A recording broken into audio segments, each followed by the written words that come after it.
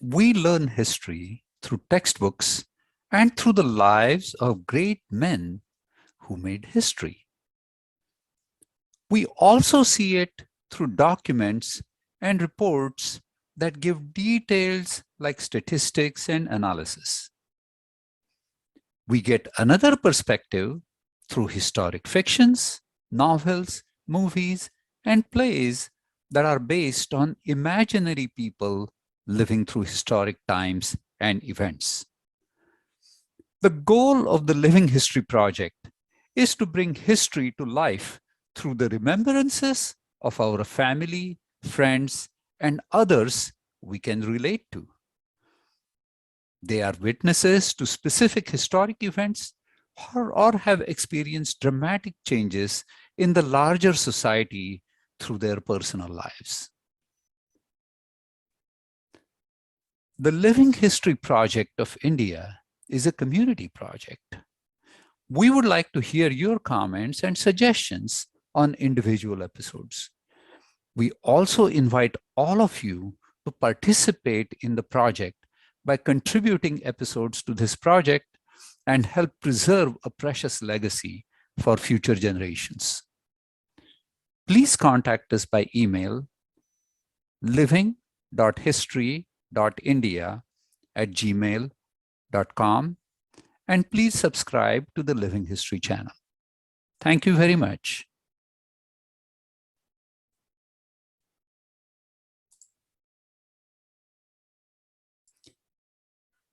On the 50th anniversary of the 1971 India-Pakistan War that led to Bangladesh independence, the Living History of India project is pleased to present episode number 3. In 1947, the Indian subcontinent was divided into India and Pakistan on the basis of religion, Muslim Pakistan and a secular India. Pakistan consisted of East and West Pakistan, separated by 1,000 miles and different language, ethnicity, and culture.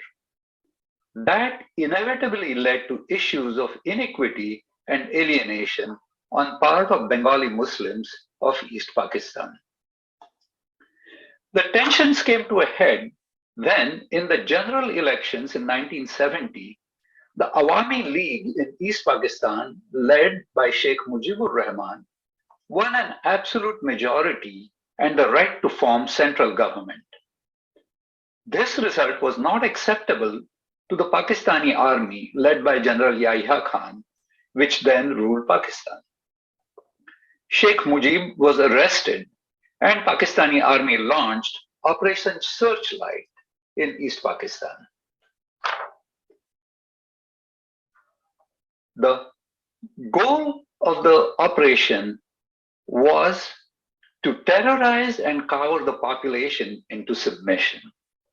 The resulting killing has been officially termed a genocide. This resulted in a call for independence, civil war, and massive flood of refugees from East Pakistan, estimated to be over 5 million that came into India.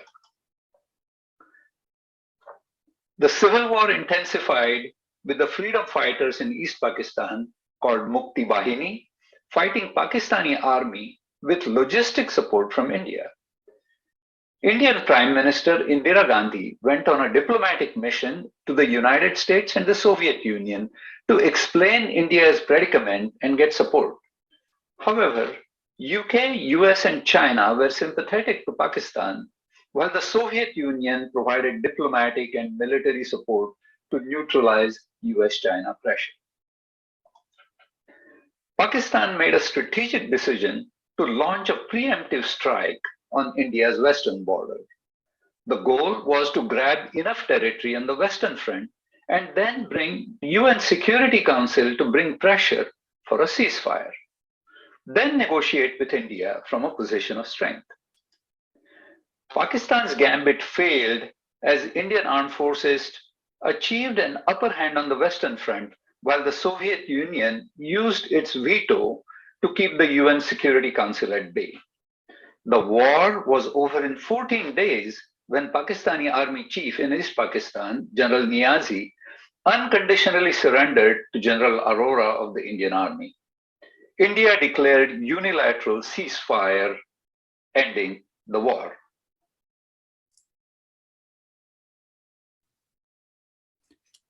I am Ravi Etale, one of the coordinators of the Living History of India project. Our guest for this episode is Avinash Paranspe. As a student attending Ruia College in Mumbai, he volunteered for 10 days at one of the camps set up for refugees from East Pakistan throughout India during 1971. Living in a megacity like Mumbai of the 1970s, nobody could entirely avoid occasional exposure to acute poverty and destitution. However, in the refugee camp, Avinash encountered on a mass scale human conditions that were far beyond that. His recollections and memories of the emotional experiences were recorded in an interview in 2005.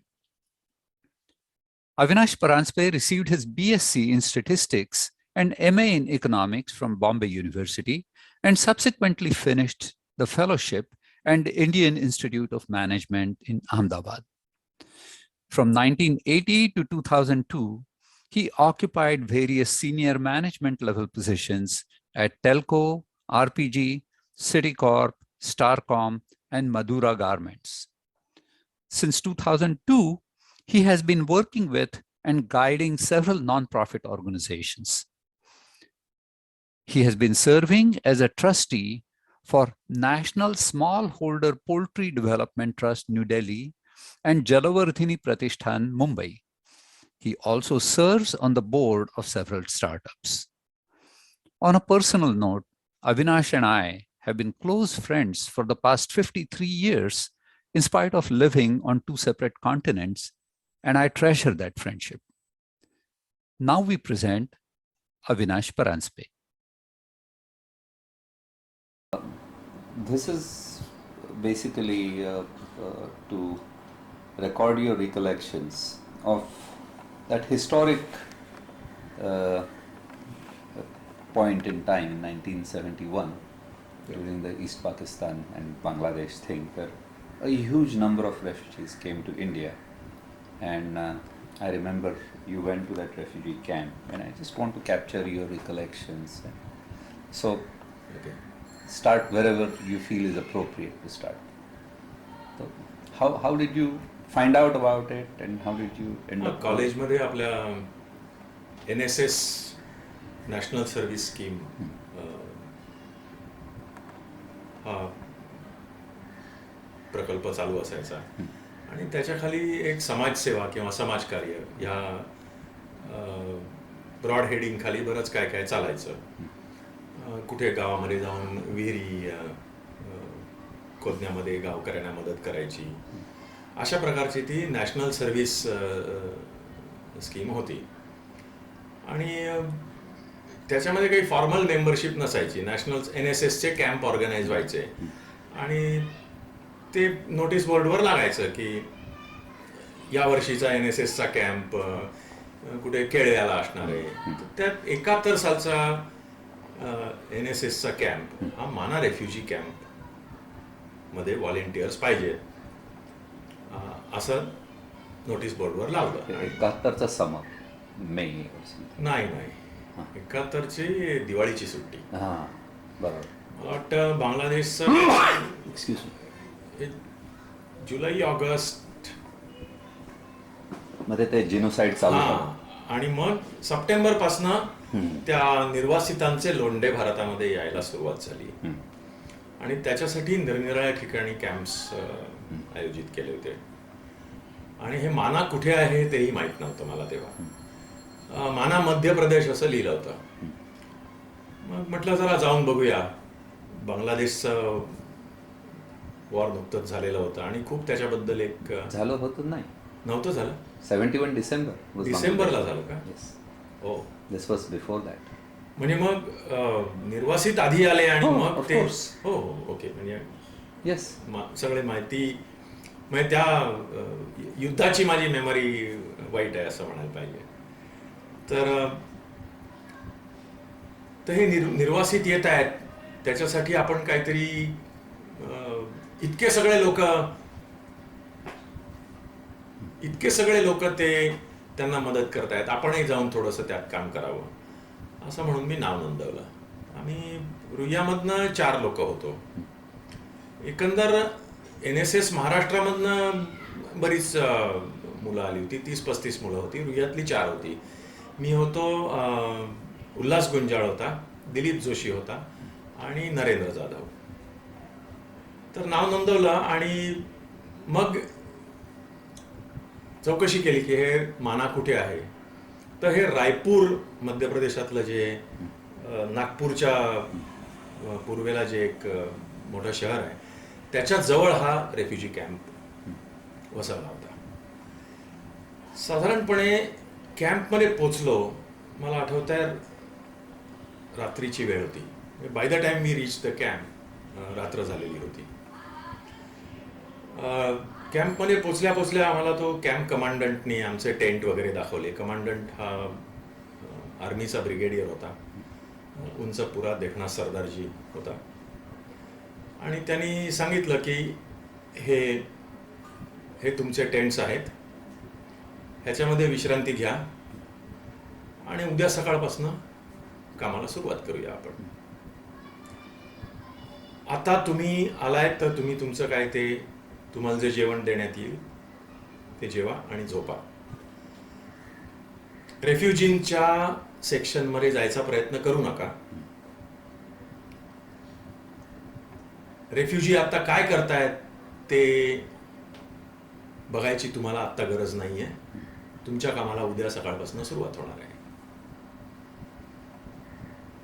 तेव्हा थोडंसं असं वाटलं की काय एवढी करडी शिस्त, आपण इथे तर सेवा करण्यासाठी आलेलो आहे आणि हा आपल्याला, पण मनाचं समाधान करून घेतलं. नाहीतरी आर्मीचाच माणूस आहे, त्याला दुसरं काय समजणार, तो शिस्तीतच सगळ्यांना वागवणार. दुसऱ्या दिवशी सकाळी जेव्हा प्रत्यक्ष कामाला सुरुवात केली तेव्हा मात्र लक्षात आलं की हे काल रात्री आपल्याला का सांगितलं असं. सकाळी जेव्हा प्रत्यक्ष कामाला सुरुवात झाली, कामाला सुरुवात म्हणजे आम्ही कॉलेजमधली मुलं, आम्ही काय काम करा, आम्हाला काय काम करायला देणार ते. कारण त्यावेळी you were all of 18 or 19. हां, मी ज्युनियर BSc ला होतो. 19 बरोबर. मला वाटतं उल्हास इंटरला होता आणि दिलीप असेल, उल्हास आणि नरेंद्र पण मला वाटतं इंटरलाच होता. आणि दिलीप सिनियर होता 1 वर्ष. तर रेफ्युजीजना सकाळी नाश्ता वाटायचा, तर त्या नाश्ता वाटायचा त्या नाश्ता वाटपावर आम्हाला ठेवलं. मग कुठे काही आलेल्यांना बेडिंग द्यायचं, त्यांच्या कामावर आम्हाला लावलं. खरं पाहिलं आता विचार केला तर अगदी फुटकळ कामं होती. तू असं म्हणशील की या कामाला तुमची गरजच होती का? मला नाही वाटत गरज होती. पण मला गरज होती, त्यांना गरज होती की नाही हा जरी आपण विषय बाजूला ठेवला तरी ते तिथे जे काय पाहिलं मी,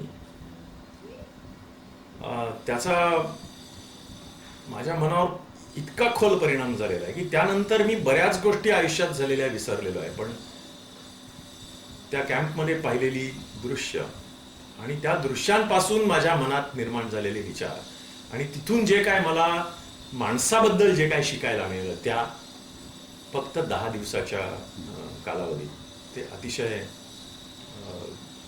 मौल्यवान होतं. त्यावेळेला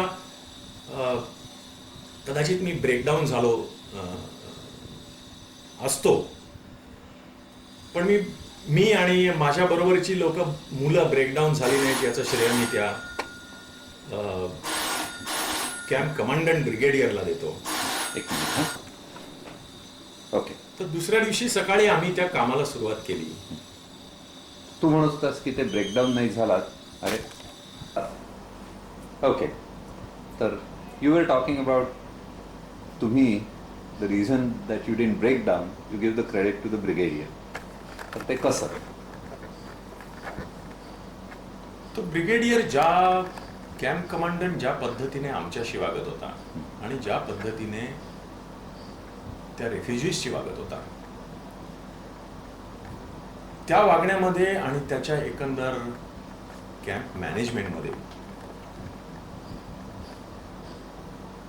मला असं जाणवलं की हा मनुष्य एकाच वेळेला काही लोकांशी अतिशय कठोरपणे आणि निष्ठुरपणे वागतो आणि काही लोकांशी अतिशय सहृदयपणे, अतिशय कंपॅशनेटली वागतो.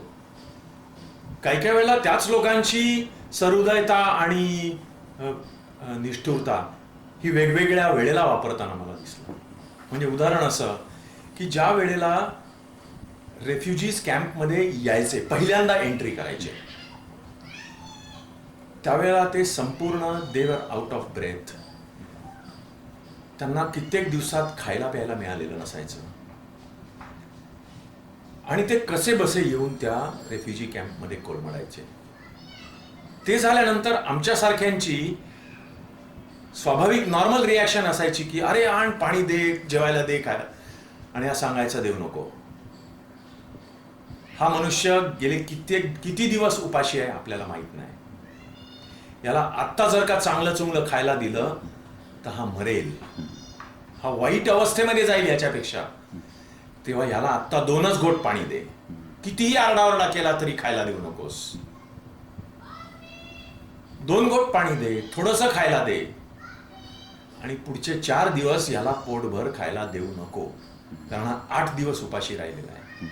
आणि त्यावेळेला पहिल्यांदा कळलं की एखाद्या माणसाला to deny food also is to give him life. दुसऱ्या अशा घटना घडल्या की तिथे अन्न आम्ही वाटायचो, त्या ह्याच्यावर माशा घोंगावत असायच्या, काही याच्यामध्ये माशा पडलेल्या असायच्या, आणि ते आर्मीचे जवान त्या माशा हाताने काढून टाकायचे किंवा पळीने काढून टाकायचे आणि ते त्यांना जेवायला द्यायचे. मग आमच्यासारख्यांना काही राहावायचं नाही. मग आम्ही जाऊन त्या कमांडंटकडे तक्रार करायचो, हे काय तुमच्या आर्मीचे लोक करतायत. तेव्हा आमच्यावर वैतागला नाही तो. त्यांनी आम्हाला प्रेमाने सांगितलं की हे बघा, ज्यांना काहीच खायला मिळालेलं नाहीये, जे झाडापाला खाऊन सुद्धा जगलेले असण्याची शक्यता आहे, त्यांना माशायुक्त पण का होईना भात मिळाला किंवा आमटी मिळाली तरी त्यांना नाही, त्यांना हगवण लागणार नाही, त्यांना उलट्या येणार नाहीत. त्यांना फार लवकर अतिशय चांगलं चुंगलं मी तुपातला शिरा वगैरे देणार नाही, कारण तसा देणं हे त्यांच्या हिताच्या दृष्टीने नाहीये. पण ह्याचा अर्थ मी माशा इथे येऊ नयेत म्हणून काहीच करत नाहीये असं नाहीये. पण इथली तुम्ही एन्व्हायरमेंट बघा, किती सगळं डर्टी आहे. आता हे लोक आल्यानंतर मी त्यांना पहिले स्वच्छतेचे धडे देऊ का पहिले त्यांना जगवू? तर त्यांना जगवणं हे माझं प्राथमिक कर्तव्य आहे. म्हणून त्यांना जरी अन्न चांगलं मिळालं नाही, त्यांचे टेंट थोडेफार स्वच्छ नसले, त्यातल्या कित्येक लोक आपल्या टेंटच्याच बाहेर जाऊन विधी करतात, मी त्याच्याकडे कानाडोळा करतो, कारण त्यांना जगवणं हे माझ्या दृष्टीने महत्वाचं आहे. आणि तुम्हाला सुद्धा हे लक्षात ठेवायला पाहिजे की इथे तुम्ही काम करताय, तुम्ही अशा एन्व्हायरमेंटमध्ये राहताय, तुम्ही सुद्धा यातलं जर का काही खाल्लं तर तुम्हाला याचा त्रास होणार नाही,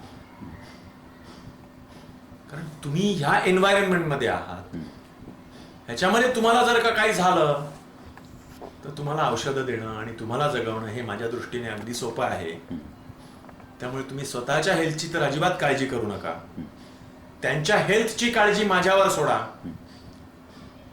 फक्त जास्त प्रश्न विचारून माझं आणि माझ्या जवानांचं डोकं खराब करू नका आणि तुम्हाला जे दिलंय ते काम करा. तर असे काही प्रसंग घडत गेले. आणि आतापर्यंत केलो होतो शाळेत NCC कॅम्पला, कुठे काही इतर अशाच कॅम्पला गेलो होतो. पण हा जो कॅम्प होता की ज्यामध्ये कॅम्पमधली सगळी माणसं जीवन मरणाच्या उंबरठ्यावर अशी तिथे आलेली होती, त्यावेळेला किती प्रॅक्टिकल, म्हणजे अक्षरशः मला तर तेव्हा वाटलं की भगवद्गीतेतल्या स्थितप्रज्ञाची जी काय व्याख्या आहे, तो हा माणूस स्थितप्रज्ञ आहे की त्याच्या पुढे फक्त एक उद्दिष्ट आहे की हा एवढा प्रचंड जनसमुदाय आपल्या पुढे उभा आहे आणि त्याला फक्त जगवायचं आहे, बस, दुसरं काहीही त्याच्या पुढे नव्हतं. तर आपण मूल्यांची नेहमी व्हॅल्यूज बद्दल बोलत असतो, पण एक अतिशय महत्वाची व्हॅल्यू त्याच्या पुढे होती, आणि त्यानंतर तो सगळ्या कॅम्पच्या प्रायोरिटीज, सगळ्या लोकांचं वागणं, सगळ्या लोकांचे कपडे लत्ते, झोपण्याची जागा, ही सगळी त्या एकाच निकषावर तो मोजून बघत होता की ही लोक जगतायत की नाही. त्यानंतर त्या दिवशीच्या पहिल्या किंवा दुसऱ्याच रात्री मला जो झटका मिळाला, आणि त्यानंतर खूपच चांगलं कळलं की हा मनुष्य त्यांना जगवण्याच्या दृष्टीने काय एवढा त्याचा अट्टहास चालू आहे. तिथे लोक यायची, त्यांना सर्व प्रकारे मदत मिळायची, अन्न मिळायचं, राहायला जागा मिळायची, तरी सुद्धा ते इतके दिवस काबाड कष्ट करून उपाशी चालत कसेही आलेले होते. त्यातली बरीचशी लोक मरायची, आणि आम्हाला ते माहीतच नव्हतं की ही लोक, इथे आलेली लोक मरतायत. मला असं वाटत होतं की इथे एकदा कॅम्पमध्ये पाऊल टाकलं की तो माणूस जगला, पण वस्तुस्थिती फार वेगळी होती. कॅम्पमध्ये राहून 8, 10, 15 दिवस झालेले लोक सुद्धा, त्यांना हा कॅम्प कमांडंट आणि त्याचे मेडिकल ऑफिसर्स आणि जवान त्यांना जगवू शकत नव्हते. याचं कारण त्यांची परिस्थिती इतकी वाईट झालेली होती की ते मरायचे. एकेका दिवशी 50 किंवा कधी कधी 100 माणसं सुद्धा मरायची. म्हणजे मला एक्झॅक्ट आकडे आठवत नाही. मध्ये सगळं मिळून माणसं किती होती? मला वाटतं की साधारण एक 4-5 हजार असा एक तो कॅम्प होता, आणि त्यात रोज भर पडायची. आता एक्झॅक्ट किती कपॅसिटीची तिकडे तयारी होती मलाही काही आठवत नाही, पण एक व्हिज्युअल मेमरी जी आहे की ती सकाळी उठल्यानंतर टेंटच्या बाहेर नजर टाकली की सगळीकडे तंबू तंबू दिसायचे, आणि रोज नवीन माणसं यायची आणि त्यातली काही माणसं मरायची. तर त्या माणसांचा अंत्यविधी एकदा रात्री पाहायला मिळाला. आम्हाला खरं म्हटलं म्हणजे ती एरिया बार्ड होती, पण एके दिवशी प्रचंड जाळ दिसला कुठेतरी, म्हणून क्युरिओसिटी म्हणून तिथे गेलो, आणि एका एरियामध्ये एकावर एक असे प्रेतांचे ढीग रचून, त्यांना म्हणजे प्रेतांचे ढीग होते, आणि त्याच्या मध्ये आणि अवतीभोवती लाकडाचे ढीग होते, आणि तिथे त्यांचे अंत्यसंस्कार होत होता. आणि ते पाहिल्यानंतर म्हणजे जगण्याचा अर्थ काय आणि वगैरे हे सगळं विचारच मतीच कुंठल्यासारखं झालं होतं. तर ते जे अंत्यसंस्कार चालला होता, ते त्याच्या आसपास 1-2 जवान होते, त्यांना विचारलं की हे असं का करता तुम्ही?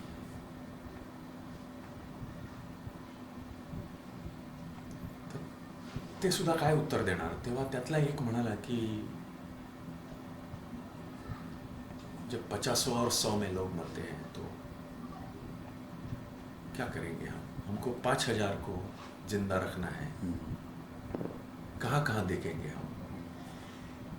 म्हणजे मला एक्झॅक्ट शब्द आठवत नाही, पण एकंदर त्याचा सूर असा मला जाणवला की this was the best way to deal with that situation. कारण आधीच तिथे रोगराई होती, तिथे लोक आलेले होते, ते अजिबात हेल्दी नव्हते, त्यातले काही अशा प्रकारे मरत होते. आणि ह्या सगळ्या अनुभवाचा, आणि रोज रात्री आम्ही टेंटमध्ये, मला खरंच आठवत नाही की आम्ही टेंटमध्ये काय करायचो रात्री. नॉर्मल कॅम्पमध्ये होतात तसे हास्यविनोद, गाणी वगैरे मला तर आठवत नाही, तसं व्हायचं नाही. मला जे आठवत आहे ते आम्ही तेव्हा माझ्याबद्दल बोलायचं झालं तर मी परमनंट म्हणजे 10 दिवस स्टंड परिस्थितीमध्ये होतो. एका मतिगुंग अशा अवस्थेमध्ये मी ते 10 दिवस घालवले.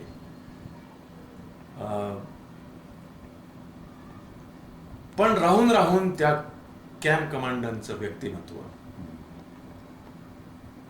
आणि तो तिथे ज्या प्रकारे त्या रेफ्युजीजना हँडल करत होता आणि आम्हाला हँडल करत होता, तो एक माझ्या मनावर झालेला लास्टिंग परिणाम आहे. आणि जेव्हा कधी मानवी अस्तित्वाबद्दल आणि जीवन मरणाच्या उंबरठ्यावर असलेल्या माणसांबद्दल कधी वाचायला येतं, कधी रवांडामधल्या जेनोसाईड बद्दल वाचतो, किंवा जेव्हा कधी असे घटना जगभर घडत असतात, त्यावेळेला मला त्या रेफ्युजी कॅम्पची आठवण होते.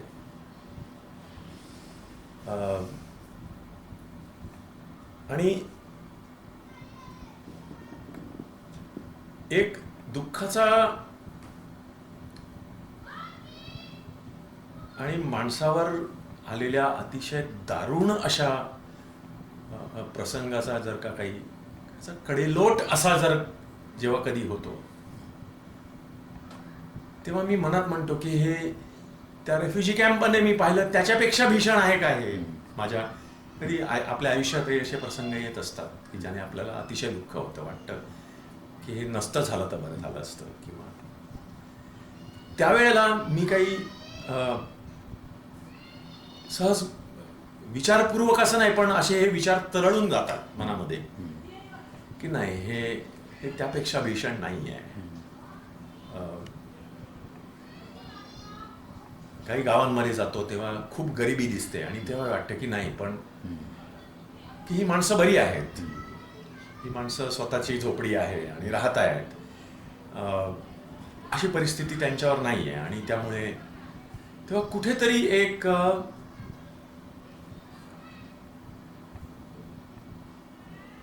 मानवी परिस्थितीचा एक असा लोएस्ट म्हणजे असं एक लोएस्ट लेवल पाहिल्यासारखी, आणि त्यातून सुद्धा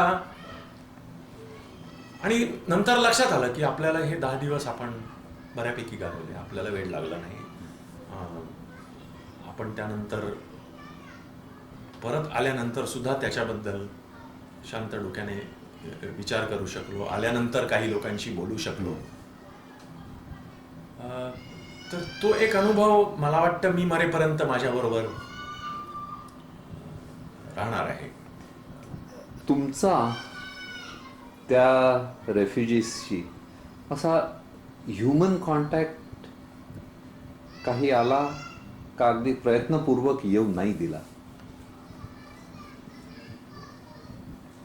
नाही, मला ती मेमरी अगदी वीक आहे माझी. पण मला जे आठवतं ते त्याप्रमाणे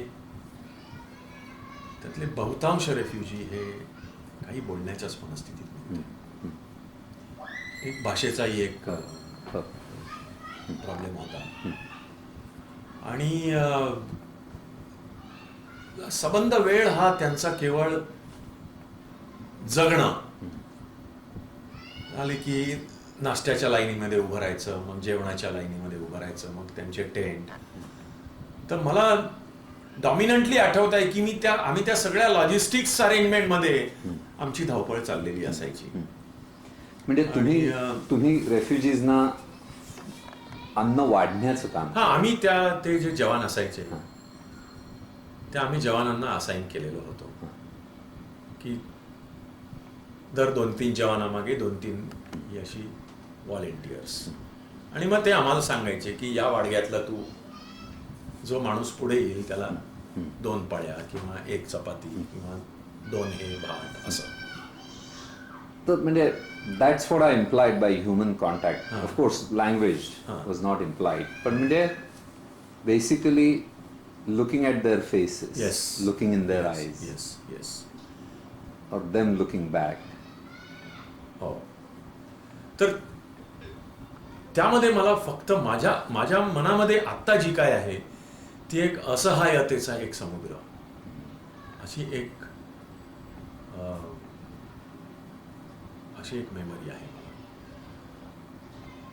कदाचित ते मी सतत विसरण्याचाही प्रयत्न केलेला असेल आणि म्हणून मला ते आठवत नसेल. वाईट शक्यता आहे. कारण ती इमेज जर का तुझ्या मनामध्ये राहिली तर that may be hard to live with. कदाचित ते सिलेक्टिव्हली मी विसरलो असणार किंवा माझ्या सर्व्हायव्हल इन्स्टिंक्टने ते विसरायला लावलेलं असेल कदाचित. कारण मी तुला सांगितलं, काल मी नरेनकडे गेलो आणि नरेनने 2-3च फोटो त्याच्या अल्बममध्ये बघितले. पण ते 2-3 फोटो जे होते त्यातला एक फोटो होता तू म्हणालास तसा, असे बॉडीजचे ढीग रचले, त्याचा एक होता. आणि दुसरा म्हणजे अशीच काही माणसं अशी जमिनीवर पडलेली, आणि म्हणजे आता जिवंत आहेत का मेलेली आहेत ते समजण्याचा मार्ग नव्हता. पण म्हणजे तू म्हणालास तसे जीवन मृत्यूच्या सीमारेखेवर, म्हणजे आपण टीव्हीवर सुद्धा जे बघतो त्याच्याही पेक्षा म्हणजे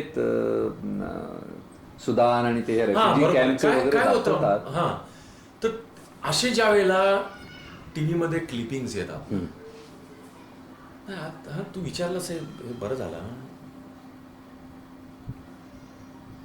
हे अशी ज्या वेळेला बरोबर सुदान, आता हे जी सुनामी झाली ना, त्या सुनामी नंतरचे 8-10 दिवसानंतरचे काही क्लिपिंग झाली, अफगाणिस्तानातली काही क्लिपिंग्स, त्यावेळेला माझी पहिली रिॲक्शन असते की मी हे पाहू नये. आणि कुठेतरी मला वाटतं की मी हे पाहिलंय आधी, हे चेहऱ्यावरचे भाव आणि हे सगळं अस्तित्व मी पाहिलेलं आहे आणि मला ते परत नाही पाहायचं मला. तर त्यावेळेला ती आठवण होते मला की नाही. कारण काय, तो नरेनच्या अल्बम मधला म्हणजे अगदी तो छोटा जो फोटो असतो, काय 2 इंच बाय 2 इंच वगैरे असाच फोटो होता. पण त्या ह्याच्या फोटोमध्ये जी शरीरं बघितली ती म्हणजे आतापर्यंत टीव्हीवरच्या कोणत्याच क्लिपमध्ये इतकं भयान आणि इतकं इमॅसिएटेड हे मी कुठेच बघितलं नव्हतं. ते आहे अगदी डॉमिनंटली डोक्यात की अगदी अशी कृश हे म्हणजे काय यांच्यावर कपडे राहायचे नाहीत इतकी कृश शरीर होती. आणि म्हणून मला वाटतं की त्यातले बरेचसे लोक हे चालत आलेले असणार, कारण ते ट्रान्सपोर्ट जर का त्यांना केलं असेल तर ही जी प्रोसेस आहे सगळी की ते आपल्या राहत्या जागेपासून निघाल्यापासून मनाला येईपर्यंत त्यांचं काय झालेलं आहे आणि हे कळायला काहीच मार्ग नव्हता. हा, आता मी त्या ह्याला कॅम्प कमांडंटला किंवा त्यांच्या आजूबाजूच्या ह्याला कोणाला तरी विचारलं की ह्याला तुम्ही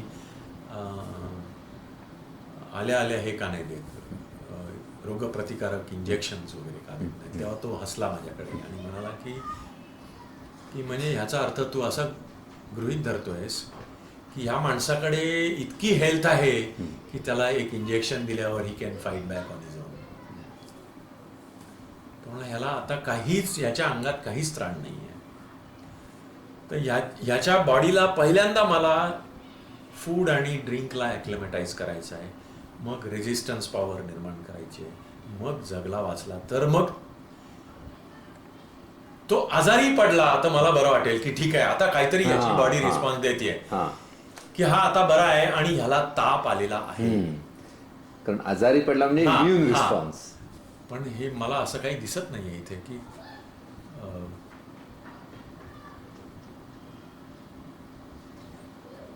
मला त्या सरदारजीचा चेहरा मात्र अजून डोळ्यासमोर आहे. एकाच वेळेला करारीपणा आणि compassion, hats off. Before I stop this, is there any other dominant impressions or thoughts or something?